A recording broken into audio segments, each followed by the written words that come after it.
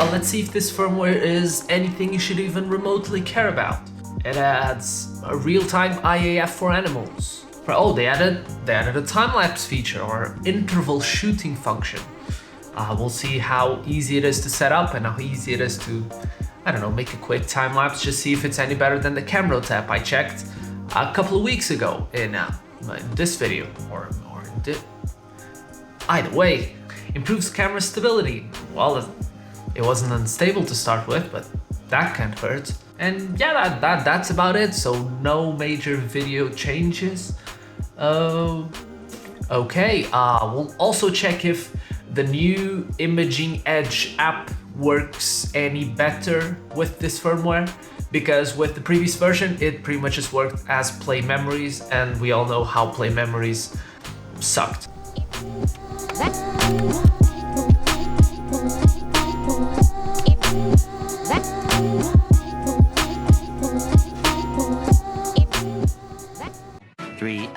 Later. So after changing clothes and testing out the firmware for a little bit, I already have my conclusions about it.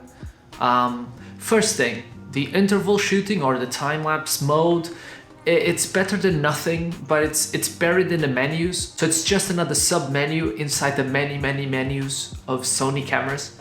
You configure how much pictures it takes, what's the interval that it takes, and basic stuff for time lapses.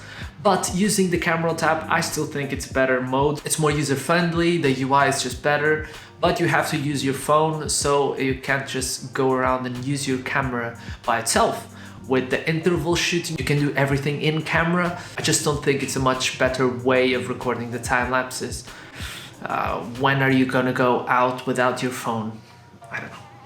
Second thing that I was excited to try out is the IAF for animals. It only works in pictures, just like IAF did before. It would be incredible to have access to that kind of feature in video, but I think that's not going to be coming for this camera ever. I think it's very processor intensive, and I don't think they have that much margin to push the camera towards that. So now you do not have to assign a custom button to do the IAF. It can just work when you have pressed the shutter button. The thing I noticed is you have to also select either animal or human eyes in a new setting that appeared in the menus as well. When you toggle animal, it tries perfectly the eye of my cat. So I hope it works as well for other people's cats and dogs. Only those two. For now, they're training the neural network, or however they want to call it. It works pretty good. You have to toggle it though. So you have to remember to change it every time you want to take a picture of an animal or a human. But it's better than it was before for sure. And you can reassign the IAF button to changing the subject. Because there's no need to have that button assigned to IAF anymore. Now, the big thing that I was looking for with this firmware was to see if they were going to be improving the Imaging Edge, aka Play Memories app, any further with the new firmware. A couple of weeks ago they released a new app. They just pretty much just changed the name from what I can see. With this new firmware, the app stays exactly the same. I don't know, doesn't have that many features. You can't really adjust more things apart from shutter speed, white balance, ISO, lens aperture, and you can click record and see yourself. But with Camera Mode you have a bunch of other features that can be used, and the UI looks better, and you have like a automatically reconnect to previous Wi-Fi.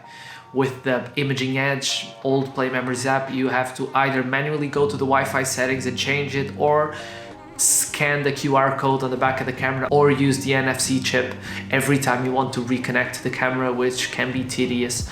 With the camera, just click it and it reconnects to how it was previously. One new feature that you can do with the new imaging app that I found out is you can transfer the full video files from the camera to the phone.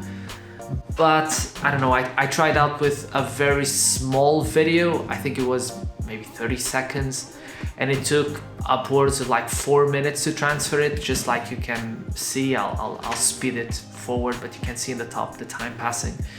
And the funny thing is, you can't even play it on iOS, at least not on my phone. It completely resprings the OS.